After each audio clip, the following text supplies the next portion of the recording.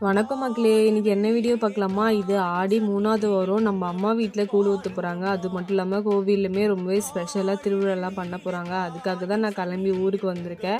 2 days தான் இருப்பேன். அதுக்கப்புறம் மறுபடியும் சென்னைக்கு கிளம்பியாச்சு. காலையில ஒரு 6:30 மணி போல இருக்கும். எங்க வீட்டுக்கிட்டலாம் சரியான மழை.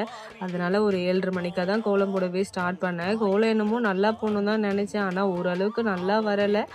ஏதோ ஓரளவுக்கு போட்டு முடிச்சிட்டேன். இவ யாருன்னு பார்த்தீன்னா, என்னுடைய சித்தப்பா பொண்ணு எங்க வீட்டு பக்கத்துல இருக்கா. நான் கோலம் போடுறத பார்த்துட்டு சுத்தி சுத்தி நடந்துட்டே இருந்தா.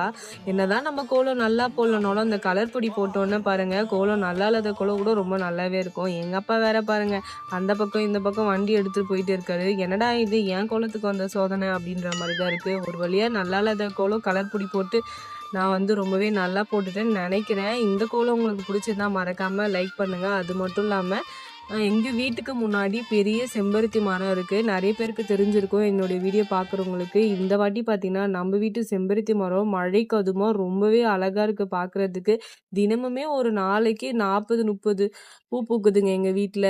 சாமிக்குலாம் பூ வைக்கணும்னா கடையில வாங்குற வேலையே இருக்காதுன்னு நெனைக்கிறேன். ஒரு வழியா கோலம்லாம் போட்டு முடிச்சுட்டேன். அப்கமிங் வீடியோ பார்த்தீங்கன்னா, நம்ம வீட்ல எப்படி கூழ் ஊத்துறாங்க, அது மட்டும் இல்லாம கோவில்ல என்னலாம் பண்றாங்கன்னு சொல்லிட்டு கண்டிப்பா நான் உங்ககிட்ட ஷேர் பண்ணிக்கிறேன்.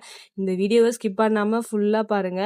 அவ்வளோதாங்க. தோரணம்லாம் கட்டியாச்சு. அதுக்கப்புறம் என்ன கூழ் ஊத்த போறோம். கிராமத்து முறைப்படி ஒரு அழகான கூழ் ஊத்து திருவிழா தாங்க பார்க்க போறீங்க. இந்த வீடியோ உங்களுக்கு பிடிச்சிருந்தா மறக்காம என்னுடைய சேனல்ல சப்ஸ்கிரைப் பண்ணிட்டு பாருங்க. நெக்ஸ்ட் ஒரு சூப்பரான வீடியோல பார்க்கலாம்.